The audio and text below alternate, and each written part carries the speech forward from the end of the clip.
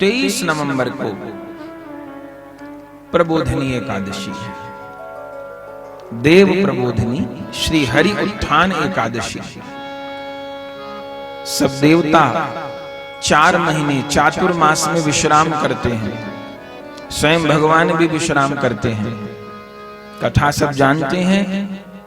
हय नामक दैत्य ने वेदों को चुरा लिया था।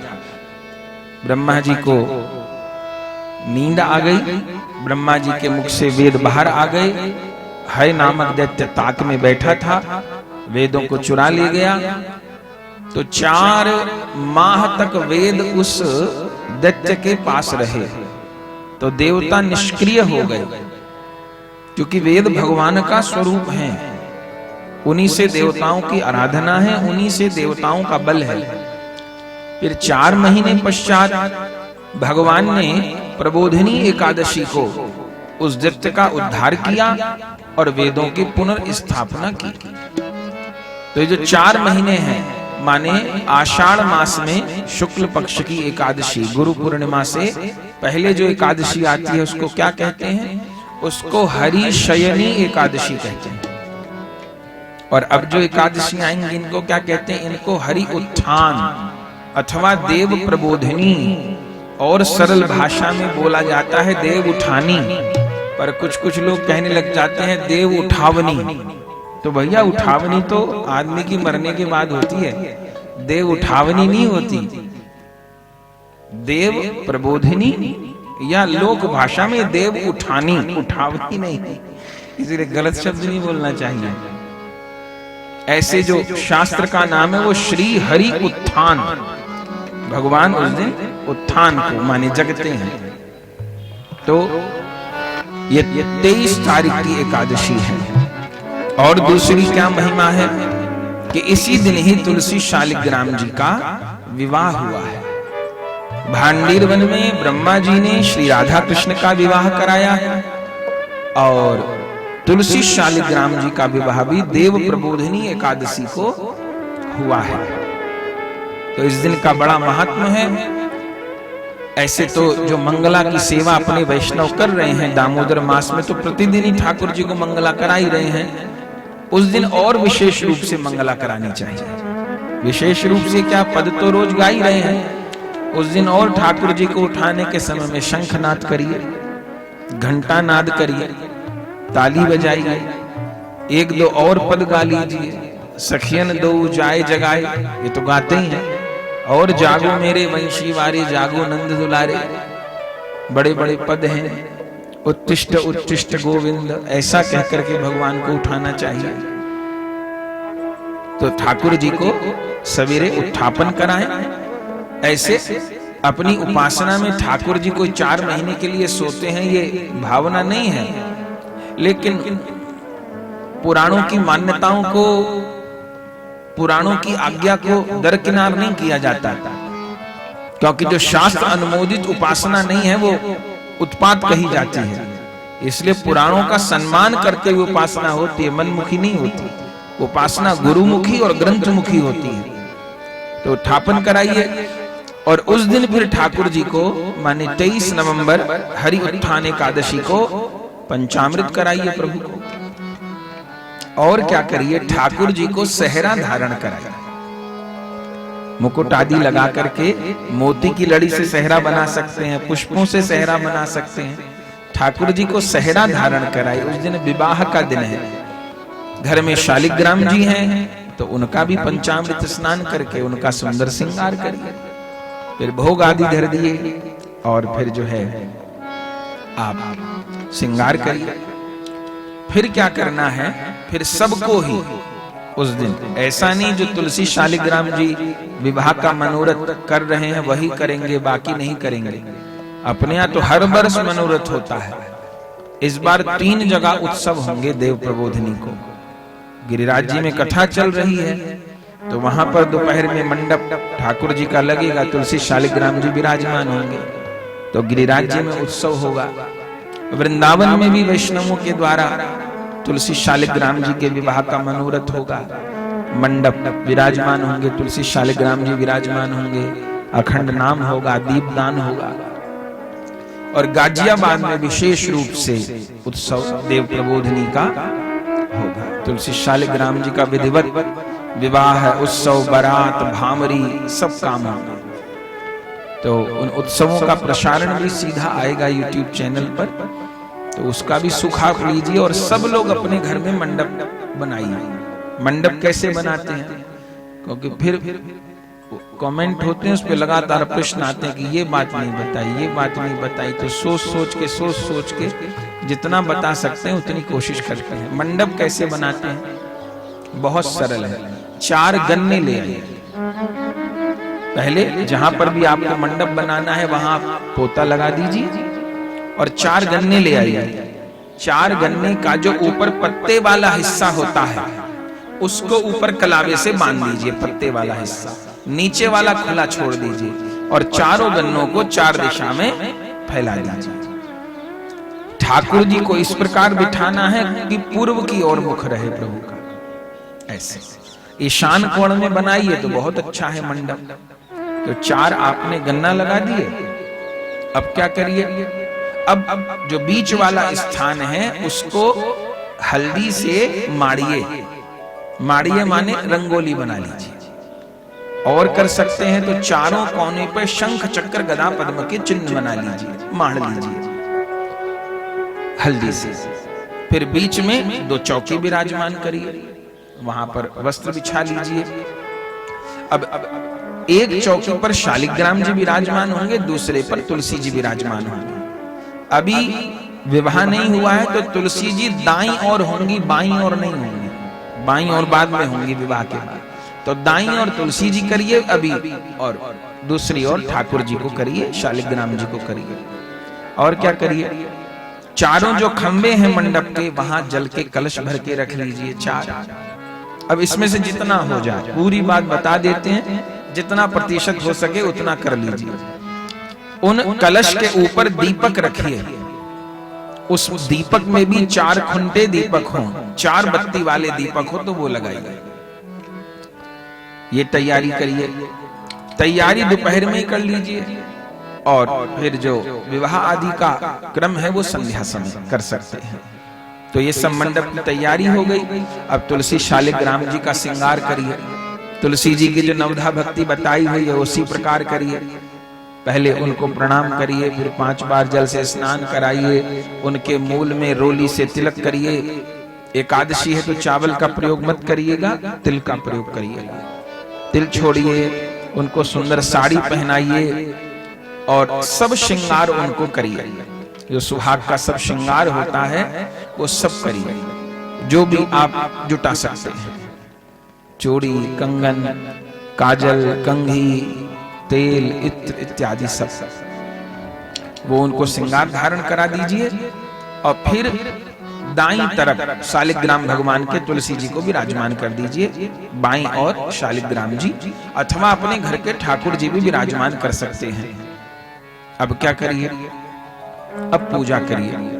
पूजा कैसे करिए, अगर किसी योग्य ब्राह्मण को बुला सकते हैं तो बुला लीजिए, वो अच्छे से कन्यादान करवा देंगे।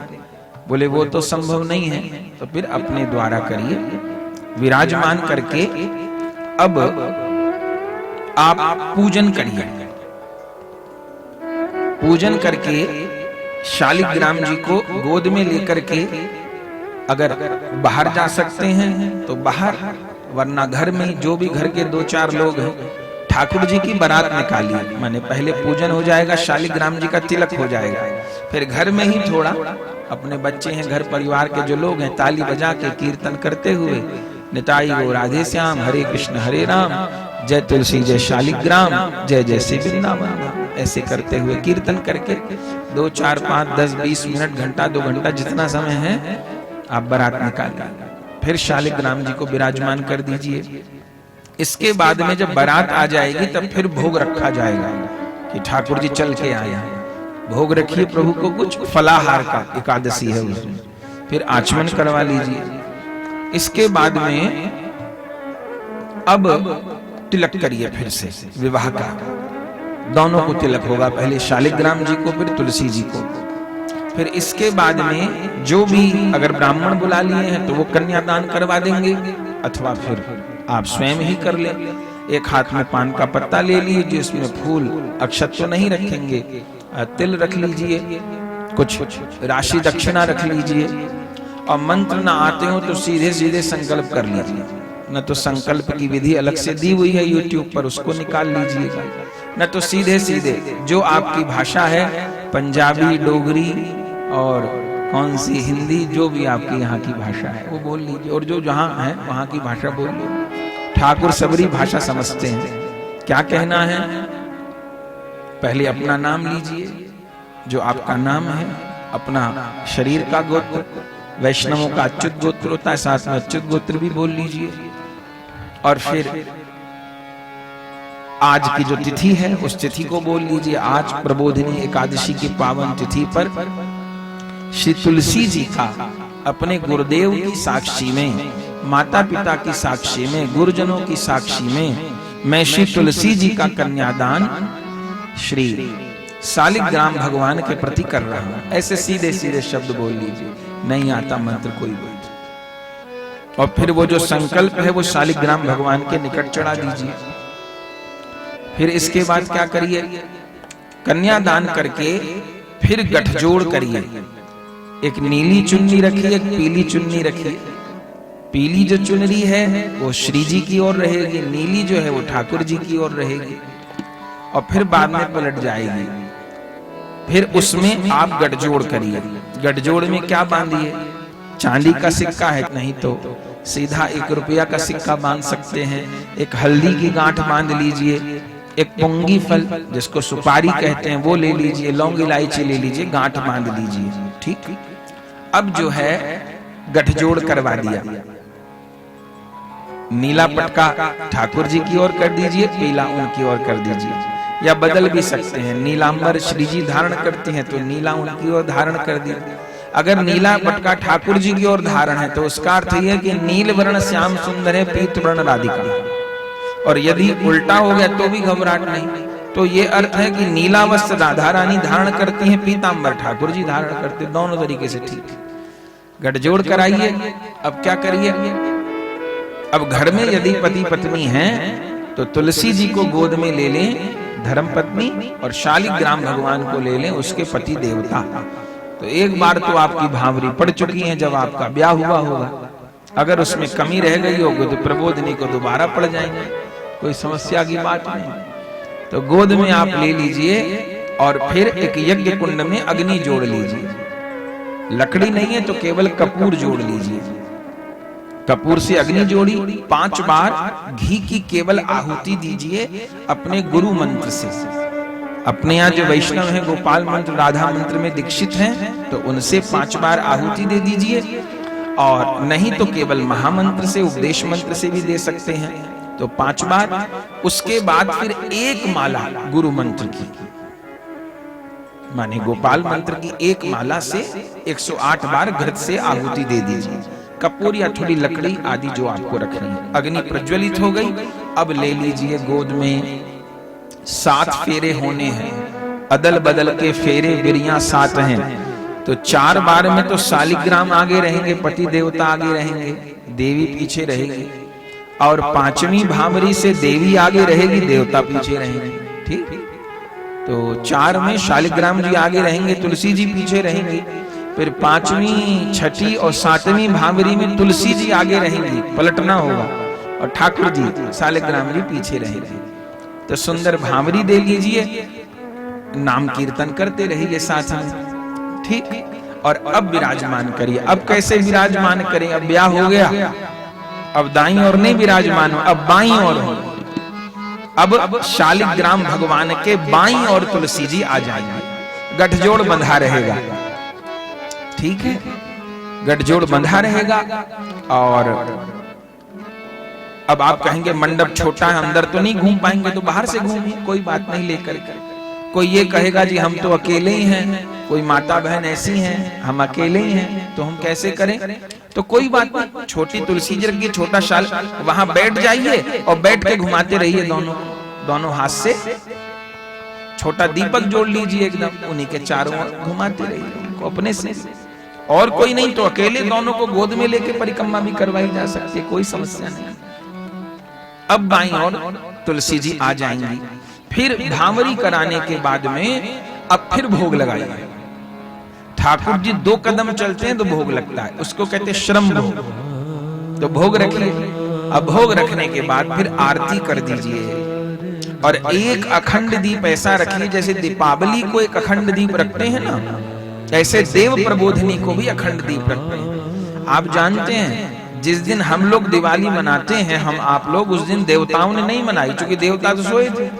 देवताओं ने कब दिवाली मनाई जानते हैं? देवताओं ने एकादशी को दीपावली मनाई, इसलिए इसको देव दिवाली कहते हैं। अभी जो अमावस की दिवाली हमने आपने बनाई वो मनुष्यों की दिवाली है, लेकिन अब जो एकादशी को दिवाली मनेगी ये देव दिवाली है। तो इस दिन भी घर में 11-21 दीपक जोड़िए संध्या समय, और एक अखंड दीप जोड़िए आप, जो पूरी रात आपका प्रज्वलित रहे। और फिर अब हो गया संध्या समय, ये काम कर लीजिए। अब बैठ जाइए। कब तक बैठिए? जितनी शरीर में जान है उतना बैठिए। हो सके तो पूरी रात जागरण करिए। अपने यहाँ तो वर्षों से वैष्णव लोग जागरण करते हैं, वहीं मंडप के पास बैठ करके उस दिन रात को भी मंत्र जप हो सकता है। जो 4 रात्रि हैं उसमें 3 तो इसी दामोदर मास में आ जाती हैं, शरद पूर्णिमा की रात्रि, दीपावली की रात्रि और देव प्रबोधिनी की रात्रि। तो रात्रि में गुरु मंत्र जप करिए। जिस बेटी का विवाह ना हो रहा हो वो बेटी अनुष्ठान कर सकती है। ऐसे घर में माँ बाप तुलसी शालिग्राम जी का जो बताया है विवाह का, ये मनोरथ कर लें और कन्या रात को 108 परिक्रमा करे तुलसी शालिग्राम जी की, और सारी रात माने कम से कम सवेरे 4 बजे तक बैठ करके कात्यायनी महामाये महायोगिन्नधीश्वरी नंद गोप सुतम देवी पतिम में कुरुते नमः, इसका जप कर लें तो जल्दी योग बनेगा और अच्छा योग बनेगा, अच्छा मन के अनुकूल वर मिलेगा। देखिए अपने जो शास्त्र हैं, अपनी जो तिथियां हैं ना, ये जीव को सब कुछ प्रदान करने वाली है। ना हम लोगों को कोई लौकिक अभाव रहेगा, ना हमको पारलौकिक अभाव रहेगा, पर हम लोगों को करना तो पड़ेगा, हाथ पांव तो हिलाने पड़ेंगे। तो कन्या कर सकती है। किसी बेटे का विवाह नहीं हो रहा हो तो वो रात को जागरण करे। अब वो कौन सा मंत्र जपे? अब जल्दी ब्याह की उसको लालसा है। तो